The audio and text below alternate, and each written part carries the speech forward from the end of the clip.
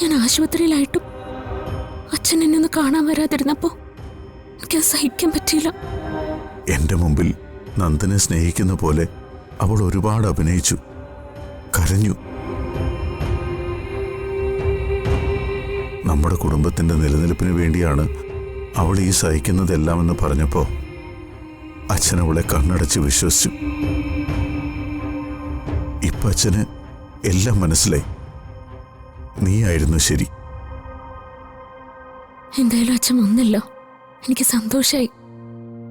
ആശുപത്രിയിൽ നിന്ന് മോള് നേരെ വൃന്ദാവനത്തിലേക്ക് പോകാതെ നെല്ലിശ്ശേരിയിലേക്ക് വന്നേക്കണം. മോൾക്ക് വേണ്ട എല്ലാ ശുശ്രൂഷകളും അച്ഛൻ അവിടെ റെഡിയാക്കാം. കമലയോടും മാഷിനോടും ഞാൻ സംസാരിക്കാം. മോളെന്തു പറയുന്നു? നെല്ലിശ്ശേരിയിലേക്ക് വരുന്ന തന്നെയാ എന്റെ സന്തോഷം. പക്ഷേ അച്ഛനും അമ്മയും സമ്മതിക്കുമെന്ന് തോന്നുന്നില്ല. സ്വന്തം മോളുടെ പ്രസവ ശുശ്രൂഷ ചെയ്യാനും കൊച്ചുമോളെ കൊഞ്ചിക്കാനും കളിപ്പിക്കാനും ഒക്കെ ആകാംക്ഷയോടെ കാത്തിരിക്കുക രണ്ടുപേരും. അപ്പൊ പിന്നെ ഞാൻ എങ്ങനെയാച്ചാ വൃന്ദാവനത്തിലേക്ക് പോവാതെ നെല്ലിശ്ശേരിയിലേക്ക് വരിക? അച്ഛൻ വിഷമിക്കണ്ട, 1-2 മാസം, അത് കഴിഞ്ഞാ ഞാൻ നേരെ നെല്ലിശ്ശേരിയിലേക്ക് വരില്ലേ? എന്റെ സ്വാർത്ഥത, ഞാൻ എന്റെ കാര്യം മാത്രമേ ഓർത്തുള്ളൂ. അവര് നിന്റെ അച്ഛനും അമ്മയാണെന്നുള്ള കാര്യം ഞാൻ മറന്നുപോയി.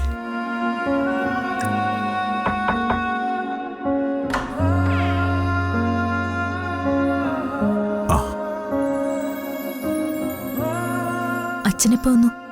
ഇപ്പൊ വന്നേ ഉള്ളൂ.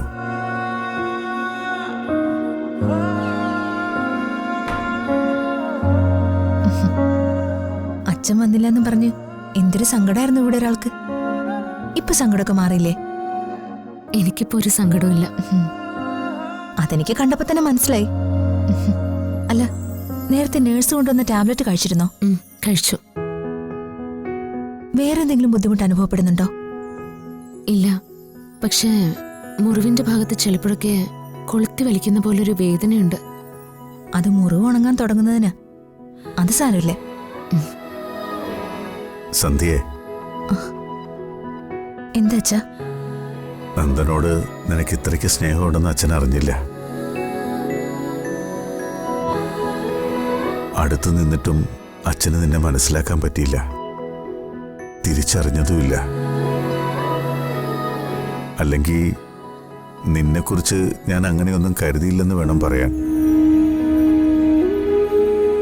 എല്ലായിടത്തും അച്ഛന് തെറ്റുപറ്റിപ്പോയി. സാരമില്ല, എല്ലാം ശരിയാവും. അല്ല, അച്ഛൻ കുഞ്ഞിനെ കണ്ടില്ലല്ലോ?